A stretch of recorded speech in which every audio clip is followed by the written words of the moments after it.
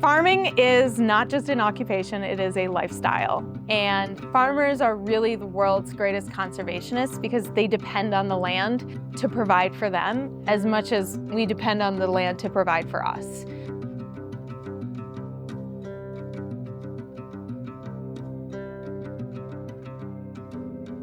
Welcome to the final episode of Planting Pit Stops. On this episode, we're going to be meeting with Leanna from the Fertilizer Institute to learn about nutrient management and placement. We're also then going to meet with a local dairy farm and learn about how their Massey Ferguson Planter has improved their efficiency on their operation. And we'll wrap it all up with learning about the fertilizer systems that you can install in your Massey Ferguson Planter. My name is Leanna Nigon, and I am the Director of Agronomy and Research at the Fertilizer Institute. And right now we're sitting at my home farm here in Sparta, Wisconsin, which has fueled a lot of what I've ended up doing. So I'm a soil scientist by training, and a lot of what I do at TFI is related to nutrient stewardship. So we really work at promoting nutrient stewardship in the 4 R's, which is right rate, right time, right place, and right source, so that we can help the environment and also help the farmer's bottom line. Growing up on a farm really influenced my career trajectory totally. I had a lot of interest in agriculture and animals from a very young age, just because my dad was always talking about topsoil and conservation and how we keep this farm going, generation after generation. So the history of this farm is really, it was started in 1864 and it was a fruit farm.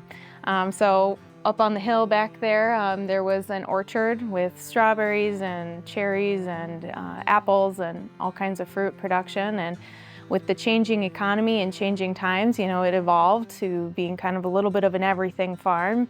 And then, like a lot of Wisconsin farms, we really started to get invested in dairy. And then in my childhood, we went from a dairy to just a corn, soybean, cash cropping farm with some beef cows. And that's kind of where we are now. So that really exposed me to a lot in agriculture growing up, and it's really lived with me because, if we don't take care of the soil, there wouldn't really be anything for my generation left. So conservation became very important to me, and a big piece of that is making sure that there's enough nutrient there for the crop. So I really fell into soil fertility, and I've loved working with soil and understanding this system and everything that it really impacts. So at TFI, as the Director of Agronomy and Research, I'm really steeped in nutrient stewardship. So nutrient stewardship means that we are applying nutrients only as we need them to be applied. So we're trying to protect nutrients from running off of fields. We're trying to protect our waterways and also our air. And then we're also, we're benefiting the farmer when we are good stewards of nutrients by not wasting their money. They're not applying a bunch of extra fertilizer and wasting those dollars, those fertilizer dollars. So nutrient stewardship is really a big piece of what we're focused on at TFI. And then we do a lot of research, so we work with universities who conduct research on anything from fluid fertilizers to biostimulants to just anything 4R or soil fertility related. And then the other things that we do is we partner with NGOs like the Nature Conservancy or CTIC, which is the Conservation Information and Technology Council, on their conservation efforts and how fertilizer and correct fertilizer management can play into all of those conservation needs. My role also works a little bit in public policy, so making sure that we have good policy that supports a strong agricultural industry as a whole and also supports the availability of fertilizer to growers. Fertilizer is incredibly important, and it's because it's plant food. Now, there are 17 essential elements that all plants need, and fertilizer helps supply those. 3 of them are provided by water and air, so carbon, oxygen, and hydrogen. And the rest are either acquired from the soil or they're acquired from fertilizer. And a lot of our soils can supply many of these nutrients, but a lot of times they don't have enough of those nutrients to actually support all that plant growth. So that's where fertilizer comes into play. And our three big fertilizers that everybody needs and knows of is nitrogen, phosphorus, and potassium. And those are called our primary macronutrients. And they are needed by most crops and are used in most cropping systems to help increase plant growth. Fertilizer, I would say, one of the big reasons why fertilizer is so important is that it helps us to use the land that we have without having to put extra land into production. So when we fertilize, we can double our growth, for example, instead of taking double the acres to produce the same amount of food. So it really helps us to conserve a lot of our forest lands or lands that are marginal, we would call them. They don't produce plants quite as well as some of our more productive soils, and so we can really boost those with fertilizer. One concept that we use for soil scientists, soil fertility specialists, is the 4 R's, which is using the right rate, the right source, the right time, and the right place. And this ensures that fertilizer is getting to the plant, and we want to make sure that that's happening as much as possible, because the more that the plant can take up, the better yield we're going to get, which impacts the farmer's bottom line, and the less fertilizer that we have going to unwanted places, such as waterways or to the air. So we really want to maximize how much that plant can take up, and we can do that with the 4 R's. 4 R's are a lot, they're tied to precision agriculture. So when we think about precision ag, we're thinking about we want to get that nutrient in the right place and at the right time, and we want to do that at the right rate. We don't want to apply too much. So really this is a high-tech concept that takes a lot of specific execution for each farmer. And so it's hard to measure, but it's a concept that everyone can grasp very easily to do more specialized management. Applying fertilizer with the planter is great opportunity to help some of those small seedlings that need a little boost get some of that food so that they can start growing. And so we see things like starter fertilizer or pop-up fertilizer. Those can be really beneficial, especially if you're in colder soils, no-till soils, high conservation tillage soils, when there's a lot of residue covering the soil surface.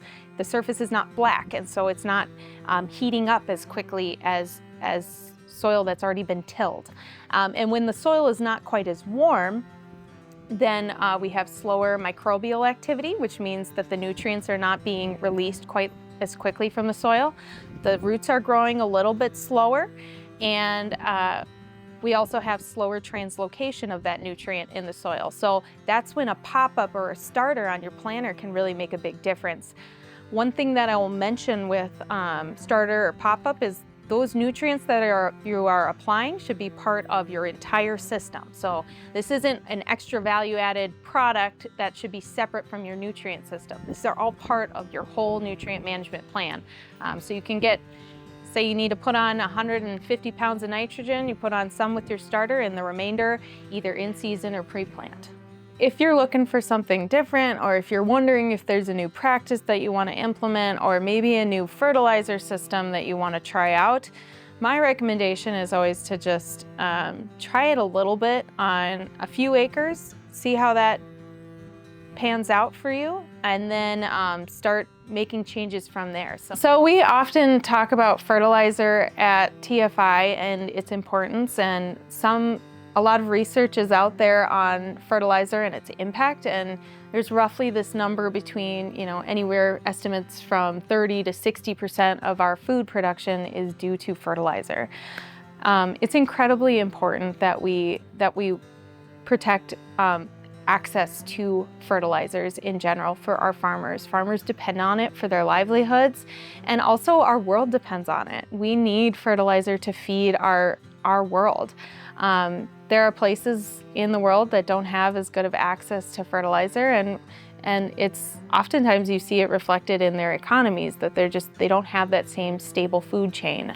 But fertilizer really ensures that we do have that stable access to food, and it ensures that there is enough crop production to really go around. Growing up in a rural community, you maybe don't have the same opportunities as other kids, but you also get a lot of opportunities that, you know, kids in a big city don't have. So, you know, you really understand how much the land provides for you when you grow up on a farm. You know, this is our livelihoods.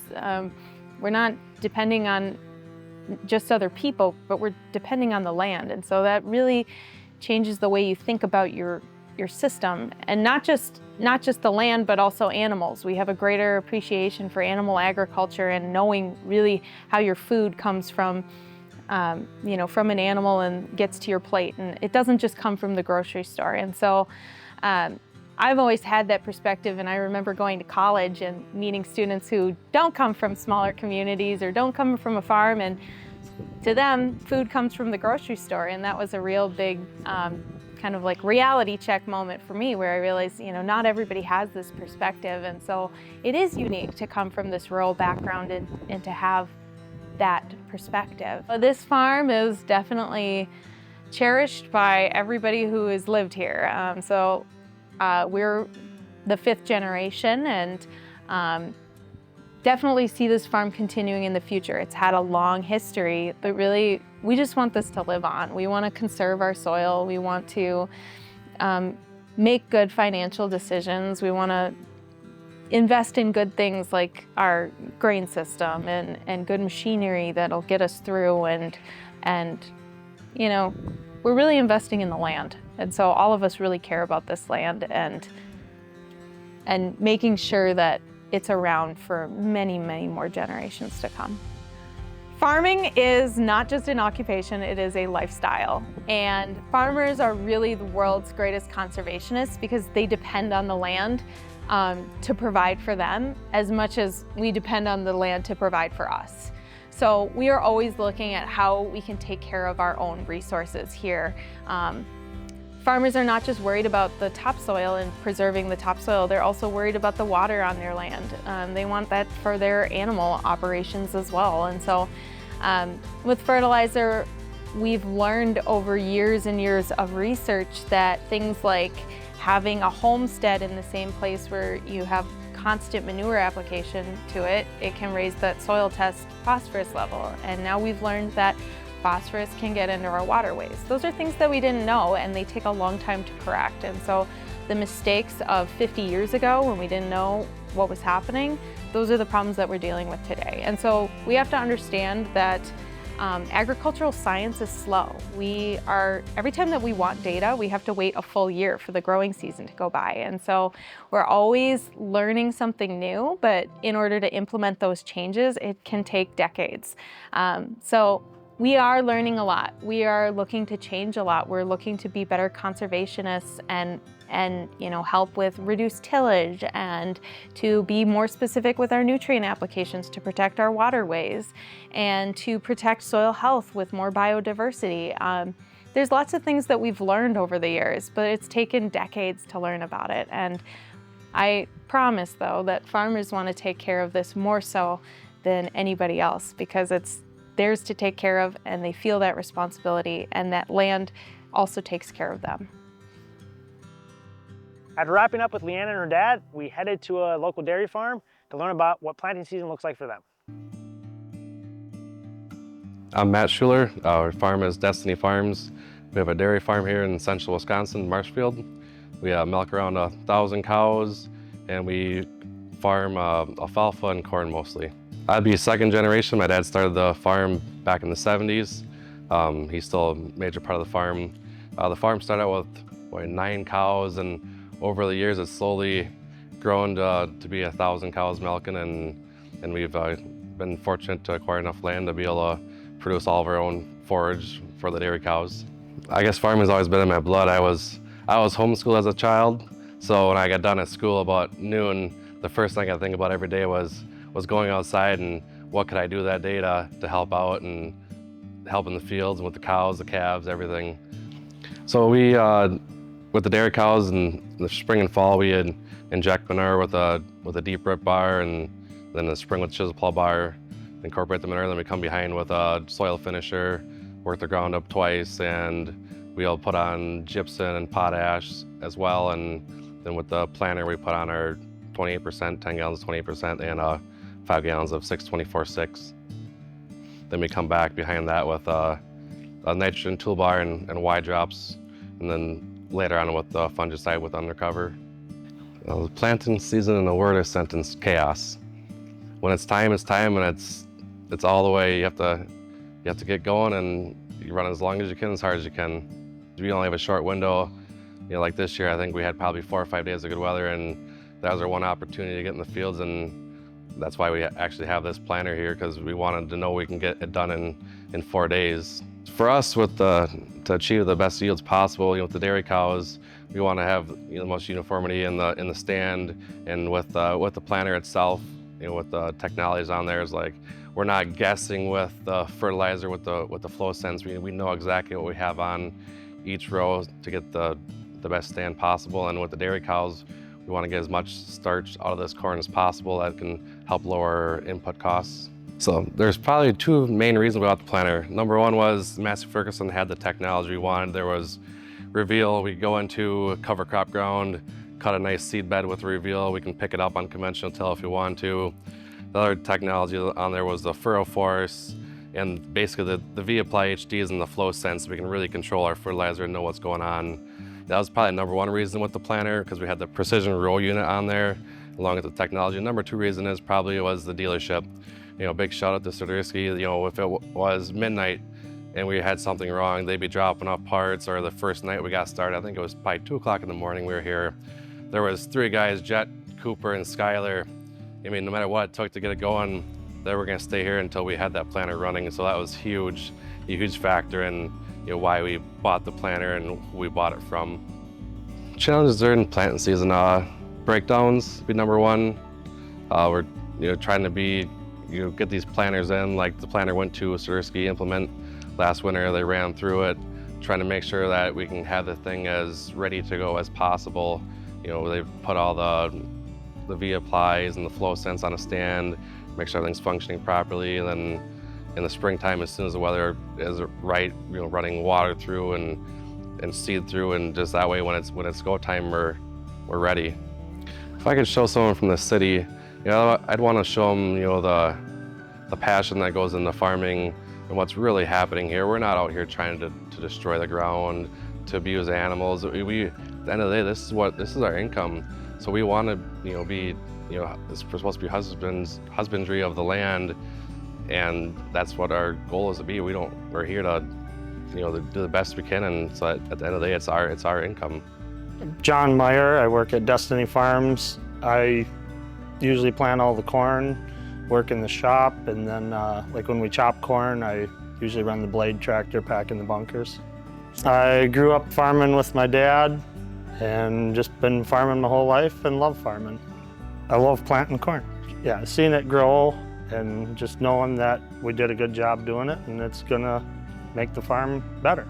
Basically, the biggest thing that's changed planting corn is when I started planting, I was an old John Deere with a finger pickups, and you didn't know if it was planting for sure unless you went back and dug it out. There was no sensors on them, and now you know everything that's going on just by looking at a screen, and it's easier, but it's more challenging. There's so much more now, but 16 row, 30-inch central fill corn planter that everything's been working great on it. We've planted for 2 years with it, and I love planting with it. It's worked out really good. One thing that's really made it nice is seed placement's been great on this one, and the depth has been spot on every time we've tried to change it, and it's just worked out really well that way. I've run a lot of John Deeres in my life, and not saying they're bad planters, but so far this one we've had very, very little issues with, and it's just been kind of flawless. What's really worked out nice with the way we're set up on this planter and tractor, it's everything we can load and everything times out well that we can put enough fertilizer on and plenty of seed to plant like 100 acres at a time. So if you're going to stop and fill one thing, you can stop and fill them all, or, you know, it's, some people want bigger boxes, some people want small, but what we've got here has really worked out well. For the final planter technology segment, Jason, Lee, and I are going to discuss how you can tailor your Massey Ferguson planter to meet your fertility program on your operation. We've been learning a lot about fertilizer, and so in this planter technology segment, we're going to talk about how we can help farmers achieve better fertility with the Massey Ferguson planter. So Jason, can you talk a little bit about kind of the two different ways to apply liquid fertilizer? Yeah, absolutely. So a lot of different ways we can apply fertilizer with the planter, and really, you know, at the end of the day, it's all about supplying those young plants with readily available nutrients just to help them get established and really kick-started for the year, right? You know, we talk about the two major placement types. We're either going to do like an in-furrow low rate of 10-30-40, for example, or maybe more like a 2x2 or conceal, where we put that fertilizer away from the seed, which allows us to apply a higher rate of nitrogen, for example. All of that is to, you know, help improve our overall efficiency and really establish that young plant and get it off to the races, right? You know, especially, you know, we think about some years where our soils are a little bit cooler, you know, early in the growing season, and it can really help stimulate that plant development and get it to the finish line faster. So like we mentioned, you know, before with the modularity of this planter, you know, if we asked 10 different farmers what their fertility management program is, we'd probably get 10 different answers. So talk to us a little bit about how we can equip this planter with a fertilizer system. Yeah, quickly, this 30-inch MFVF planter, we have quite a few options from the different tank sizes. We also have a ground drive pump where it's really easy to put the Precision Plantings pump stack on here and plug it right in, you're good to go. We also then are able, and this planter specifically has our stainless steel wet boom, so that really delivers the fertilizer from the tank to the individual row. And then when it comes to application or point, for your fertilizer, this planter is equipped with the Conceal, Precision Plantings Conceal, or we also have the quick attach bracket that comes on every row unit, allowing you to very quickly attach or install Keaton seed firmers or smart firmers. Again, not only allowing you to get that benefit of pushing that seed to the bottom of the furrow, but also apply fertilizer in the furrow. And so that's how, ultimately how Massey Ferguson really helps our dealers and our farmers tailor their planter for their fertilizer program on their farm. And so we really want to help them achieve better fertility. As planting season 2024 comes to a close, I really want to thank you all for watching and joining us on this journey. I really want to thank all the farmers, planting partners, and everyone else who allowed us to stop by and film this planting season.